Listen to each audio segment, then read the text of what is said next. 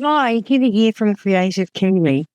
Today I'm going to show you how to make this really cute reusable gift box, or poster holder if you prefer.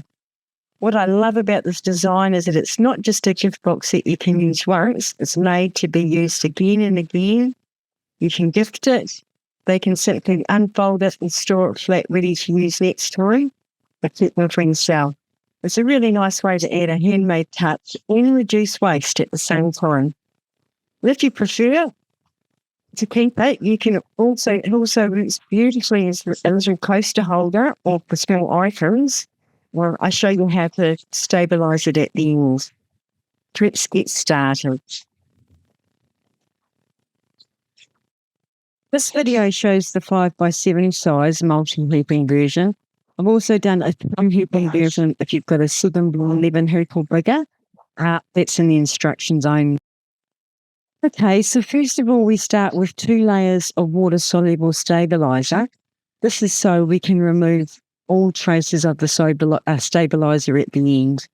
Now, I always hook the 2 layers and use pins at the edge. This just stops any movement in the hoop. Now, my sample, I've used bag beating, where it's just like a heavy felt. It's a little bit heavier than your usual beating. I've also done a sample with normal beating. It's just a little softer. I do recommend a heavier bag beating with the kiln. Now, I've used silk, so I have added iron-on interfacing on both on the back of the fabric. This helps particularly with silk, but you can use it with all fabrics. It's got a piece of ribbon. I'm doing it on all 4 edges and some tape when you join. So we're just off and sewing. Now all 4 pieces are actually made in the same way. So I'm just going to show the segment or the side once. Basically you're stitching the outline onto your stabiliser.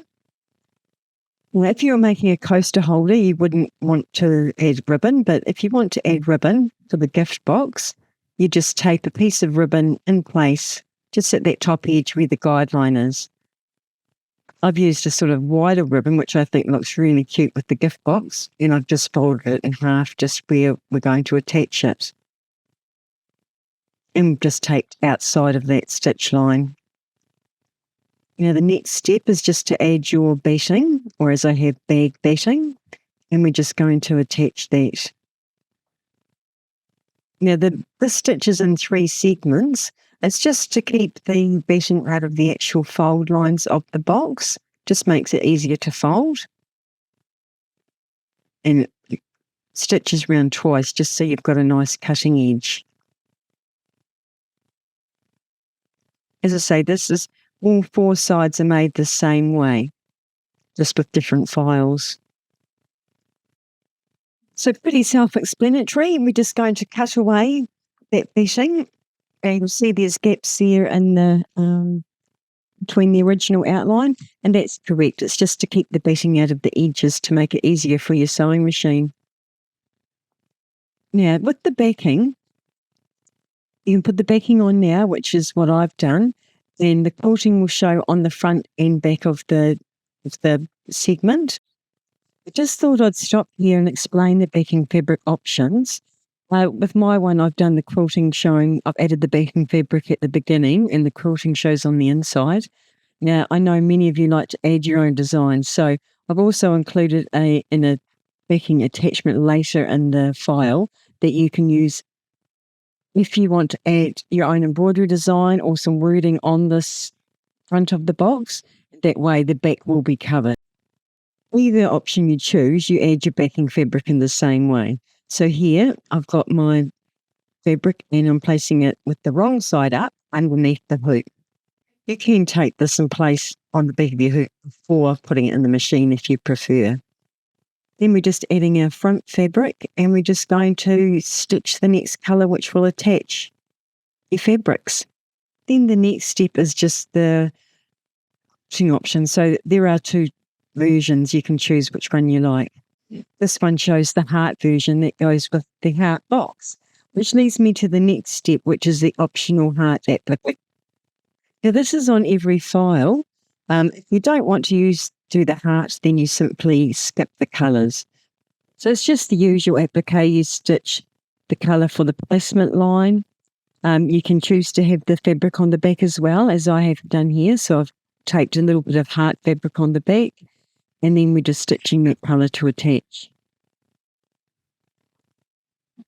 I just thought it was a nice generic feature that you could have.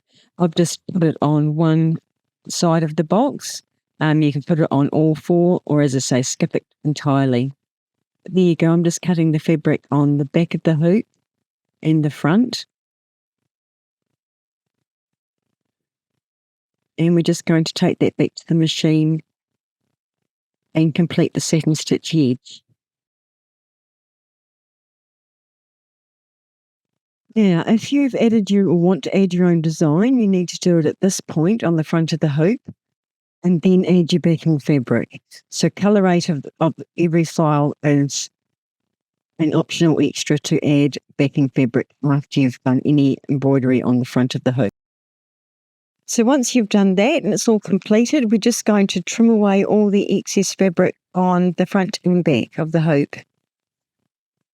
As I say, I did the heart on just one panel, going to be the front of the box. And for the other three panels, I skipped the heart applique colours. Makes for a really quick stitch out.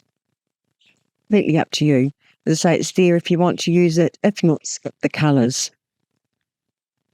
So there we are. We just completed that, just cutting away that fabric. And then we're back to the hoop.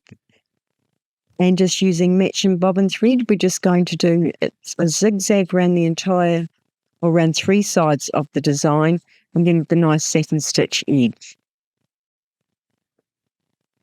And that's your first side made. So we take the design out of the hoop now, and we're just going to cut around those edges. Now where it's got the satin stitch edge, you can cut as close as you can to the edges. But just on that one side, you'll see there's a raw edge there. Now we're going to join that in the next step. So just cut really close there, as close as you can.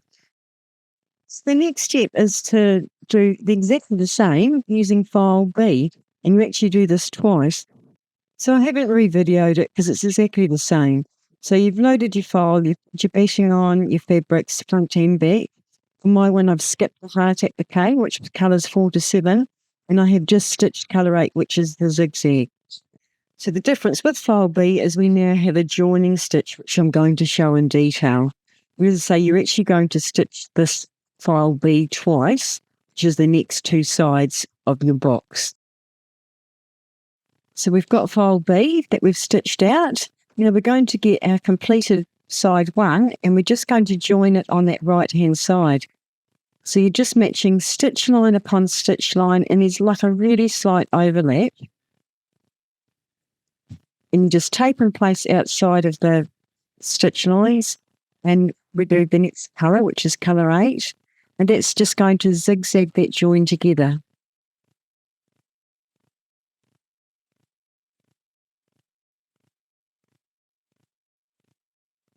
So just have a look and make sure that the zigzag has covered both sides. And when you're happy that it has, you're just going to go on to the next colour, which will complete the satin stitch edge over top of that join. And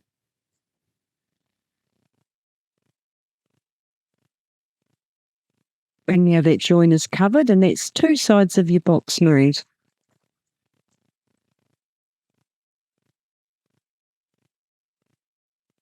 Now you're going to repeat that again using file B, and there we go. I'm just doing the joining stitch again for the third time.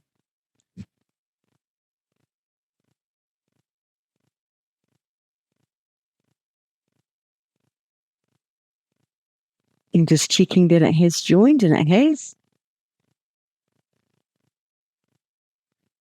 So particularly these last two sides are so quick because you're basically just placing your fabric. I haven't done the applique heart, so it's just putting your fabric on, doing the quilting, and then joining. So it's actually very quick to make. Now the last file we do is file C.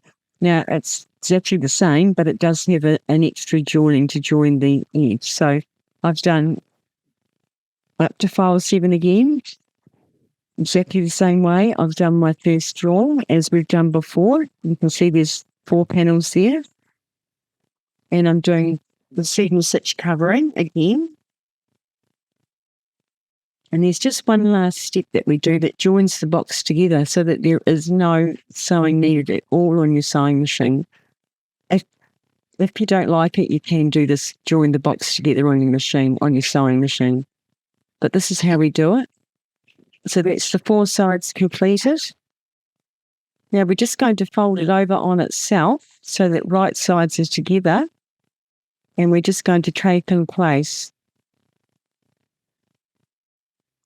And we're just going to do an additional zigzag that joins that 2 sides together. So you could do this on the sewing machine if you're worried about bulk or worried about it. But it is just that simple. And it's just a little bit slightly to the left. So if you look at it, it hasn't caught the edge properly. It has. It's just to the left of the actual box. And that's your box completed. So I'm just removing all that excess stabilizer without cutting off the ribbon. It's where the green tape comes in quite handy because you can see it.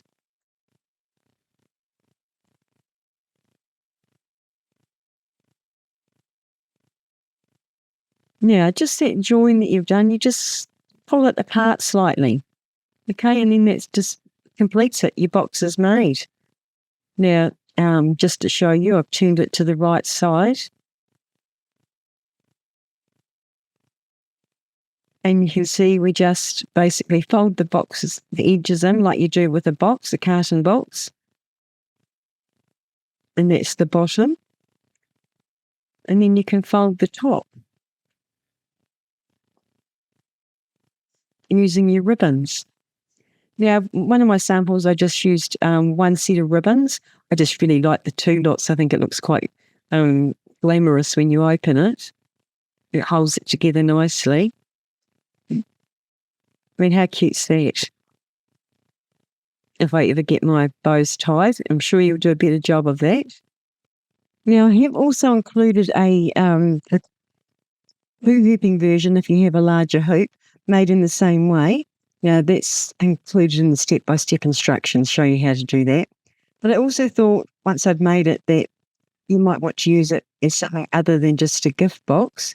So I'm just showing here, I made this one coaster holder without the ribbons on it. And I'm just using Velcro dots to just put the edges folded down and make it permanent. So it's permanently like a little box. Now, you can also put this on the bottom bits. So if you want to permanently keep it as a box, you could use Velcro tabs or reusable tape and just put them on the bottom so it stays in shape. So if you've got this far, thanks for watching. I hope you really like the design. I'm sure that you will do lots and lots with it.